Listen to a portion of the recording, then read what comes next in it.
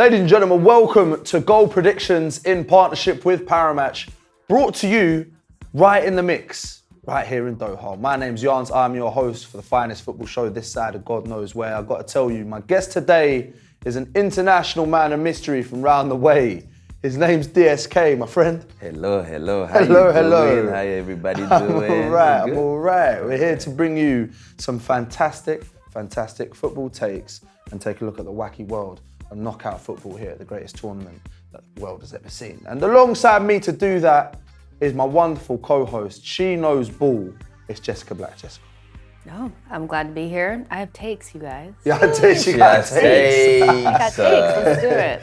Hey, listen, our predictions is presented by Paramatch. This FIFA World Cup, play like a champion with Paramatch, the #1 global gaming platform. Go to the Paramatch website, sign up with the link in the description, and you will get a guaranteed 150% welcome bonus. Get involved, my people, because I certainly will be. Right now, we're talking knockout football, the finest tournament in the world. 2 C's, chaos and carnage, my people. Prime time, showtime matchups.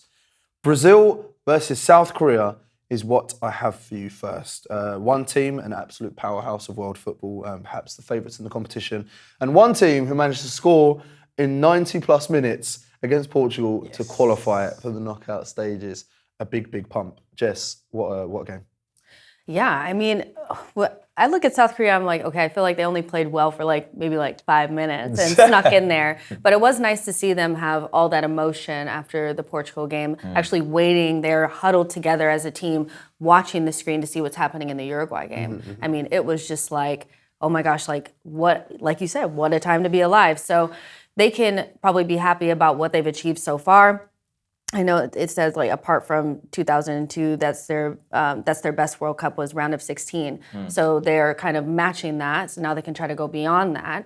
But they're coming up against a giant. They're coming up against a team that everybody expects to win the competition. So, I mean, they have a tough task ahead.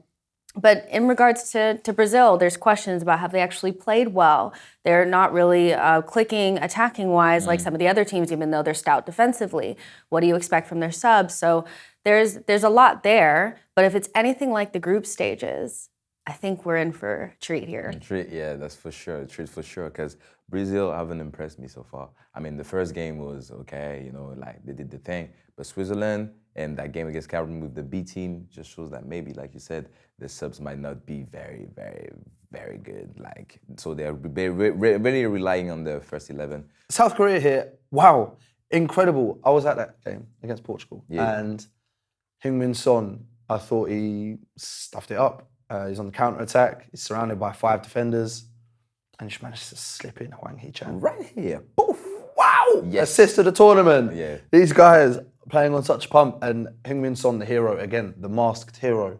At one point, he was just playing with the mask in his hand, He took the mask off and he was just running around with the mask in his hand. Yeah. What a hero, the hero that you need, and that we also want. All right, so Brazil attacking depth. Gabi Jesus has been declared out of the World Cup, as is Alex Telles, but Gabi is a striker and he is one whose name comes into the headlines a lot. So let's talk Gabi. Out of the World Cup, their striker depth, they got Richarlison, but not quite the same. Yeah, I mean, I know that Gabriel Jesus has come through a lot of scrutiny in terms of not scoring in 2018 has really severed the relationship between him and some of the Brazilian fans. But he does have something different that Richarlison doesn't. Richarlison, a complete, the regular 9, somebody who just wants to get in the box and get on the end of moves. Or Gabi gives you a little bit more of that link-up play and that creativity. And I do think Brazil has missed a little bit of creativity, especially when Neymar has not been available. So it is going to be a hit. It may not be a hit in terms of goals because he's going through a really bad goal drought, but I do feel bad for him. He's not able to make it right off of the back of 2018. He's going to feel terrible as well. I mean, nobody wants to be out of the World Cup when you work so hard to get into it. Yeah, that's true. So yeah, from a Brazilian standpoint, it's okay, now what do we do if Richarlison is not firing on all cylinders? If we need creativity up top, what do we do there? And then from Gabriel Jesus' side, it's okay, that's one more World Cup down without scoring a goal. And South Korea, just as we're wrapping up now, we'll get our predictions in. They just have been a wonderfully stout team. They are they're not just relying on Son. They're Yes. a wonderful, wonderful lineup now, and they're kind of proving that. It's been good to see. Yes, sir. Son got finally some people around him. He got some people around him to, ease his job a little bit. Yeah, don't have to carry all the team during the whole game. You got like our guy Kim from Napoli. Yeah. Yeah. Great center back. For the center Really good, strong and center back. who scored that? Who scored that a double header against Ghana? Like, it's nice to see that this Korean team can work on different departments all together and for the good of the team. Literally, it's good, and not be like, "Hey, son, get the ball and do something for us." Great, great feeling. We'll see. I'm sure the South Koreans will be sitting there trying to make history, man. Imagine beating Brazil in the round of 16. It's looking tough. Scenes. All right, so regardless of all that, I'm going to need a prediction. This is a primetime Showtime matchup. Brazil versus South Korea. South America versus Asia. Straight up, one giant and one underdog story. What are you telling me? No more draws, huh? Draws are over. No more now. draws. You can't give me a draw now. Draws are over. I feel like 2-1. 2-1 for Brazil. I think that offensively, they you say that spoiled? Yeah, they're spoiled offensively. They're spoiled offensively, so they can score a few goals in there, and they're gonna make the difference offensively. I think so. A nice 2-1 for Brazil. What about you, Jess? Yeah. Even though South Korea are probably dreaming of this upset, they're not going to get it. It's not going to happen. Come on. Yeah, stop dreaming. I'm actually going to go with a 1-0 win for Brazil.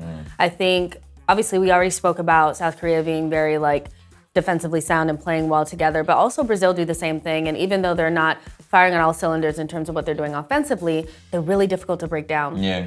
And so I think Brazil will come up with the goods. I think they'll score that one goal, and South Korea will have a really difficult time scoring against them. So, yeah, it's gonna be one of those. It's gonna be a tight one, but Brazil will come out triumphant. Clean they always do. Clean sheet, Clean sheet settings, Yeah. I'm going to give you 3-1 Brazil. That's my prediction right here on Goal Predictions. Lock that in. Hey, lump it on. That's what I'm saying. Firepower here from Brazil. They have a few of the boys rested, especially after that Cameroon game. R9, Vinny, the boys. And so I'm going to go for 3-1, expecting too much firepower from Brazil. That's a lot of goals, huh? Hey, it's a lot of Brazil, man. It's just Brazil. It's just longer. I've said it. Regardless of the performances, this lot can turn it on. It's scary. It's a scary sight. Witnessing live in the flesh has been a real privilege, I've got to say. Thanks. So what have I got for you? I've got more carnage. Listen, one team that has shocked the world, beating two powerhouses and greats in world football history, and one team that made the 2018 World Cup final, beating England 2-1 in the semi. Cheers, guys. It's Japan versus Croatia in the round of 16. Win or go home. Japan hyped. Are you okay? Wow, now Japan absolutely fantastic, especially us young lads. We like Captain Tsubasa. Them ones. When we see Japan playing well football, we're all happy. But that team, wow, it's a great team. It's a great team. Resilience, mindset, and even on the pitch, they're not that disgusting. Even though they had the lowest possession for a winning team in the World Cup ever, they did the job. That's fine. They're fast. This is a fast team. This is a well-organised team. And a team that has been focused so heavily on making the last eight. All this whole project, this Japan 2022 World Cup project, has been about making the last eight. They're so sick and tired of the idea of the fact that they can't make it past the round of 16. This, in context of just for Japan, is huge. It's funny because the last time when we were talking about what is Japan going to do without the ball, I never would have thought they would have had 17% of it. That's so little, but they turned around and still they won the game.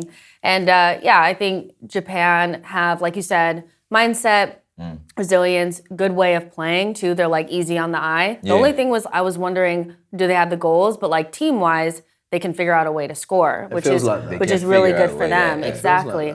So and I feel like there's not enough conversation around what they've done. It's been a lot of, well, Germany, they haven't been good. Spain, what is it? But nobody's yeah. talking about Japan as like a team that legitimately won those games because they deserved it.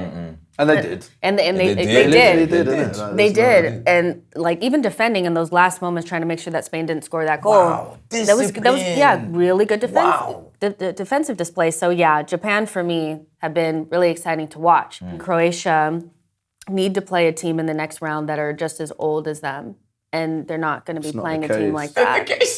Okay, Japan is going to be running little circles around them because they are so old. Like they look old and like kind of like we're done. This is it for us. So yeah, I'm liking this matchup because I do think Japan could do the business.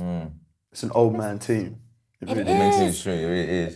But maybe that's gonna make the difference. And we know that, experience of the young lads. I know I'm keeping hope for the Croatian people watching this. I don't know. I don't know. I mean, it's experience, but like, if you can't move the experience, if the experience is stuck in the mud, like, what are you gonna do? So, yeah, I mean, they do have experience. They have really good players. I would say one of the players of the tournament for me, like in terms of like announcing themselves to the world, is Gvardiol, their defender for Croatia. What a player. He's masked hero. Another masked hero. We like that. He really stands out. But beyond that, and that just sucks because it's Modric and he's amazing, but like still. So for me, Japan, this was a good matchup for them, I think. Right, so I need some predictions then for this primetime, showtime matchup right here from Doha. Japan versus Croatia. Jess, I'll come to you first. Yeah, I'm going to go for a 2-1 Japan win. I think they'll go through.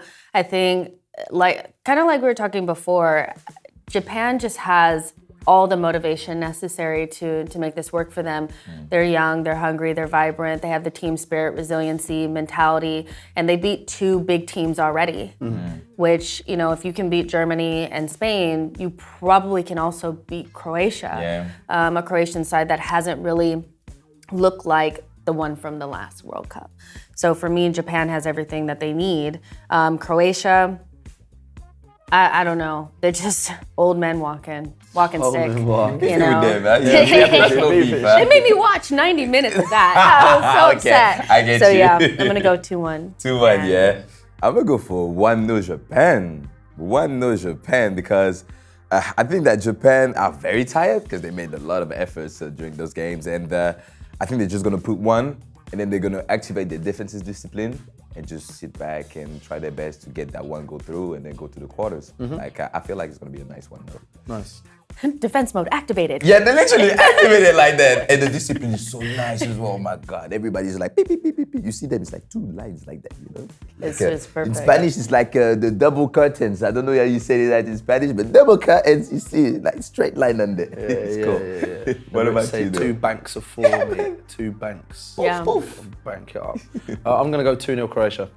Wow. Okay. So we in this together. Yeah. We in this one together. Okay. He's going back to the hipster picks now. Yeah. This is the thing, man. This is a team that made the semi-finals. This is a team filled with Champions for League level experience. talent. I'm going for the experience. I'm going for the old heads. Old heads, Regardless, you're talking about this and that, legs and that, this and that. I don't care, man.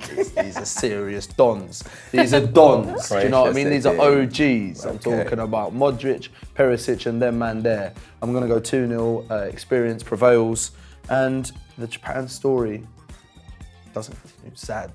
I want it to, innit? Like I said, I'm just here for chaos. I don't necessarily have ties to Croatia, but I'm just trying to get this one right. I'm trying to say, can't hate me for that. It's all right. I know they're looking at me thinking, why am I not rocking with the team? Obviously, I love Japan, innit? But I'm just, just doing my thing. Look at these guys. But people, there you go then. Goal predictions. Wow, we're having a whale of a time, and how could we not be? The finest football tournament in the world, the finest tournament in sports history.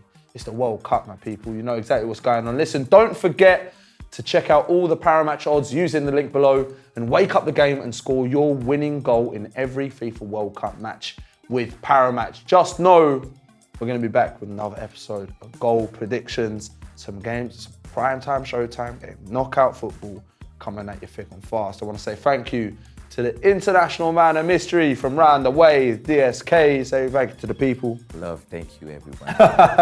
Come on. And I want to say thank you to my co-host, the wonderful She Knows Ball, it's Jessica Black. Oh, thank you for having me. Let's go Japan. All right, let's have it large, man. Knockout football right here, Doha. right in the mix.